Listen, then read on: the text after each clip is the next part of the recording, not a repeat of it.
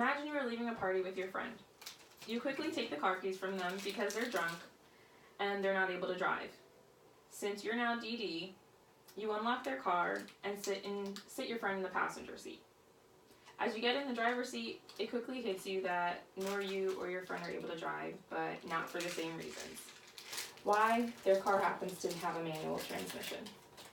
Some may think that it is too difficult to learn, but all you need to drive manual is a little bit of time and a little bit of patience.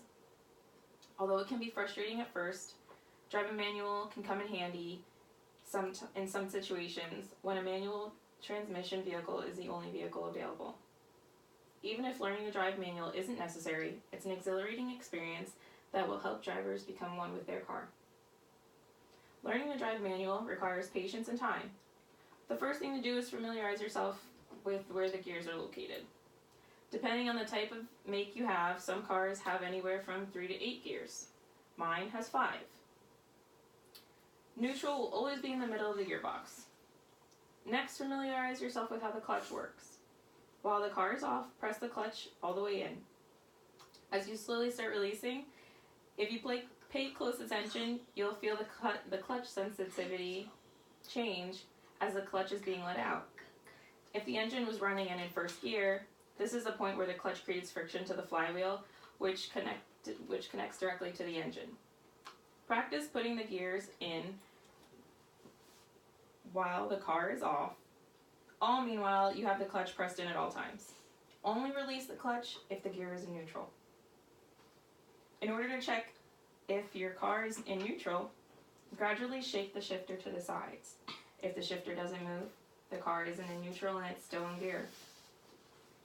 Once you've learned the basics, you're ready to start driving manual. First, put on your seatbelt and adjust your seat to where you are able to reach the pedals comfortably as well as the shifter. Next, press the clutch all the way in and start your engine. When you're ready to start moving, press the clutch all the way in and put the car in first gear. Once you put the car in first gear, let off the parking brake and be ready to put your right foot on the brake just in case the car starts rolling. It may or may not be necessary because it is recommended that you start to learn how to drive stick shift on a flat, level ground. To get the car moving, slowly let the clutch out until you feel a change in its sensitivity. This is when the speed of the engine starts to drop RPMs. Quickly press the clutch back in if you're not yet familiarized with how the engine will work. If you let the clutch out too quickly, the car will stall. If the car stalls, take the shifter out of first gear and push the clutch back in and turn the car back on.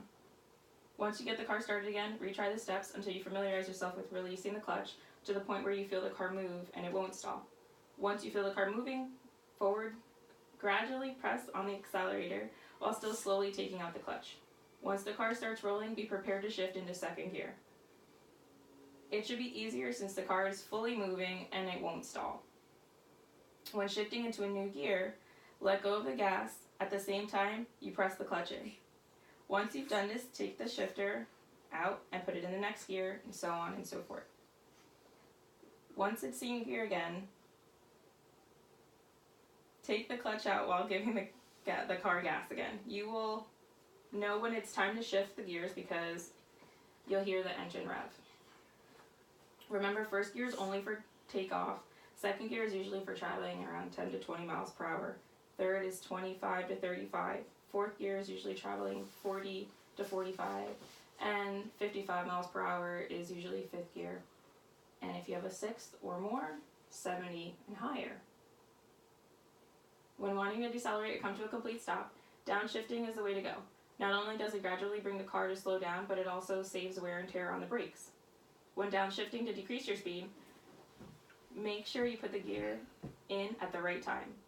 The gear will not go in if the speed of the engine is running at a different velocity of the RPM. If this becomes an issue, keep holding the clutch in and rev the engine up so the revolutions can come to the speed where your gear is going to be. In general, it shouldn't be an issue, but it's always good to know just in case. When coming to a complete stop, use the same techniques while downshifting, but instead pay attention to when the engine hits 10 miles per hour. You'll feel the car shake and vibrate. Once you have felt the engine shake quickly, take the car out of the gear using the clutch and apply the brakes. Always remember to use the clutch while shifting in and out or doing anything with the gears. If failed to remember, the gearbox will grind together and make an unpleasant grinding sound.